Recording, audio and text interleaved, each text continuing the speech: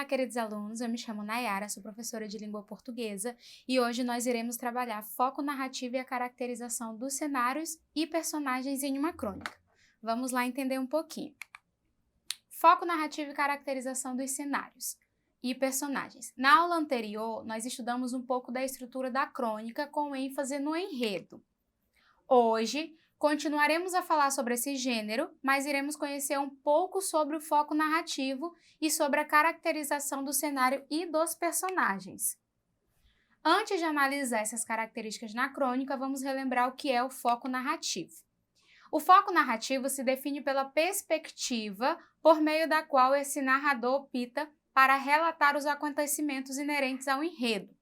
Ele participará da história? Será ele um mero espectador? Enfim, como tudo isso decorrerá? O foco assume distintas funções, entre as quais podemos citar foco narrativo de terceira pessoa, que aí nós temos o narrador observador. Nele, o narrador participa ativamente dos fatos relatados. Nessa condição, podemos afirmar que a narrativa assume um caráter mais objetivo, tendo em vista que ele permanece do lado de fora, limita-se somente a nos repassar o que vê. Foco narrativo de primeira pessoa, narrador-personagem.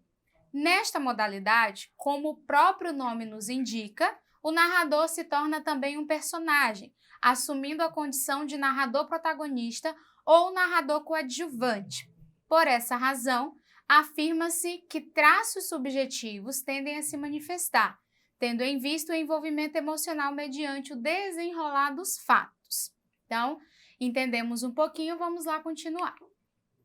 Aprendido sobre o foco narrativo, vamos analisar em uma crônica.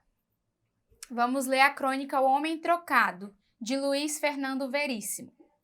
O homem acorda da anestesia e olha em volta. Ainda está na sala de recuperação. Há uma enfermeira do seu lado. Ele pergunta se foi tudo bem. Tudo perfeito, diz a enfermeira sorrindo. Eu estava com medo desta operação. Por quê? Não havia risco nenhum? Comigo sempre há risco. Minha vida tem sido uma série de enganos. E conta que os enganos começaram com o seu nascimento. Houve uma troca de bebês no berçário e ele foi criado até os 10 anos por casal de orientais, que nunca entenderam o fato de terem um filho claro com olhos redondos. Descoberto o erro, ele fora viver com seus verdadeiros pais, ou com sua verdadeira mãe, pois o pai abandonara a mãe depois que esta não soubera explicar o nascimento de um bebê chinês. E o meu nome? Outro engano. Seu nome não é Lírio?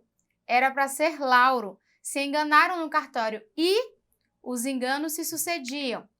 Na escola, vivia recebendo castigo pelo que não fazia. Fizeram o vestibular com sucesso, mas não conseguiram entrar na universidade. O computador se enganara, seu nome não apareceu na lista. Há anos que a minha conta do telefone vem com cifras incríveis. No mês passado, tive que pagar mais de 3.000. O senhor não faz chamadas interurbanas? Eu não tenho telefone. Conhecer a sua mulher por engano?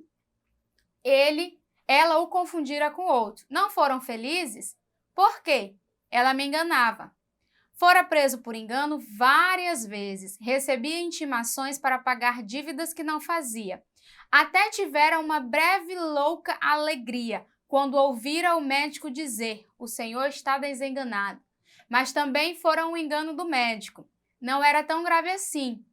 Uma simples apendicite. Se você disse que a operação foi bem, a enfermeira parou de sorrir. Apendicite? Perguntou hesitante. A operação era para tirar o apêndice. Não era para trocar de sexo? Vamos agora à análise da crônica. Observem que nessa crônica temos um foco narrativo em terceira pessoa, em que o narrador nos repassa os fatos ocorridos com o personagem. Observe o trecho a seguir. O homem acorda da anestesia e olha em volta. Ainda está na sala de recuperação. Há uma enfermeira do seu lado. Ele pergunta se foi tudo bem. Veja que no início da crônica conseguimos identificar o foco narrativo em terceira pessoa. Trata-se nesse momento de um narrador observador, que apenas relata os fatos. É importante ressaltar que, nessa crônica, o narrador de vez em quando dá voz ao personagem. Também logo identificamos os personagens, que é a enfermeira e o paciente. O cenário em que a narrativa acontece é a sala de recuperação de um hospital. Observe o trecho a seguir. Tudo perfeito, diz a enfermeira sorrindo. Eu estava com muito medo desta operação. Por quê?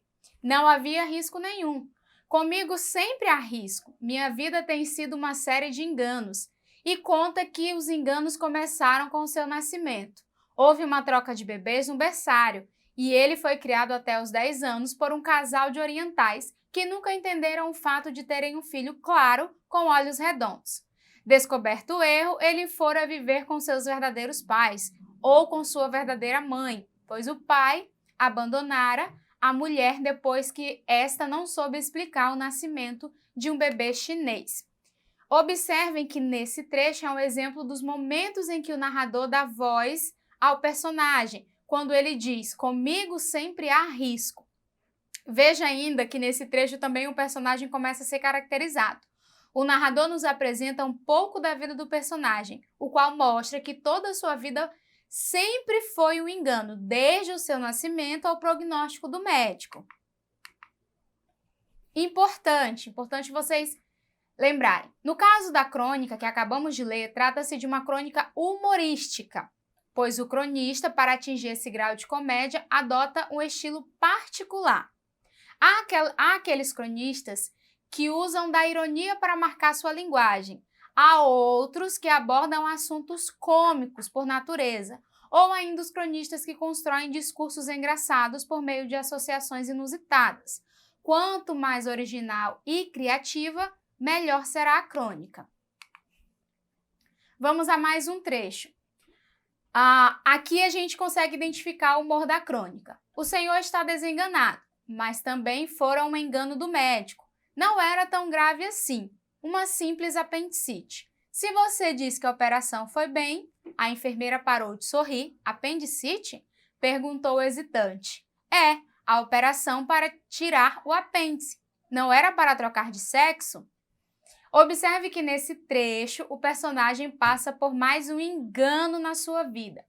Por se tratar de uma crônica de humor, podemos observar que o enredo é mais curto, assim como o tempo, e há a presença de um único espaço físico, que no caso é a sala de espera. Para não esquecer, nessa crônica vemos que o foco narrativo ocorreu em terceira pessoa, pois temos um narrador observador que apenas expõe os fatos. Entretanto, podemos ter crônicas com foco narrativo em primeira pessoa, na qual o narrador, além de contar os fatos, também participa como personagem, como é o caso da última crônica de Fernando Sabino. Vamos lá, um trecho da crônica. A caminho de casa, entro num botequim da Gávea para tomar um café junto ao balcão. Na realidade, estou adiando o momento de escrever. A perspectiva me assusta. Gostaria de estar inspirado, de coroar com êxito mais um ano nesta busca do pitoresco ou do irrisório no cotidiano de cada um. Eu pretendia apenas recolher da vida diária algo de seu disperso conteúdo humano, fruto da convivência que a faz mais digna de ser vivida. Visava ao circunstancial, ao episódico. Então, observem que no caso da última crônica do Fernando Sabino, a gente tem um narrador personagem. Toda a crônica ela é narrada em primeira pessoa. Vamos continuar. Vamos agora fazer uma atividade para exercitar o que nós aprendemos. Leia o começo da crônica de Luiz Fernando Veríssimo. Nele alguém narra um fato. Eu sabia fazer pipa e hoje não sei mais. Duvido se hoje pegasse uma bola de gude e conseguisse equilibrá-la no dobro do dedo indicador sobre a unha do polegar. Quanto mais jogá-la com a precisão que tinha quando era garoto. Outra coisa, acabo de procurar no dicionário pela primeira vez o significado da palavra gude. Quando era garoto, nunca pensei nisso. Eu sabia o que era gude. Gude era gude. Observe os verbos destacados, que no caso seria sabia, pegasse, conseguisse, tinha, acabo, pensei e era. Observem esses verbos. Em que pessoa estão empregadas as formas verbais e os pronomes? E o que isso indica sobre o foco narrativo? Então, vamos lá. Os verbos e os pronomes estão empregados na primeira pessoa, o que indica que nós temos aí um narrador-personagem, que ele não apenas narra os fatos, mas ele participa da história. Vamos à próxima questão. O autor participa da história como personagem? Sim, podemos identificar com o uso dos verbos em primeira pessoa, o que indica que ele está contando a sua história. Então, a presença aí dos verbos conjugados na primeira pessoa nos mostra justamente o foco narrativo, que neste caso nós temos um foco narrativo em primeira pessoa. Quando os verbos são conjugados na terceira pessoa, nós temos um foco narrativo em terceira pessoa. E essa foi a nossa aula. Não esqueçam de acessar a plataforma Eduque.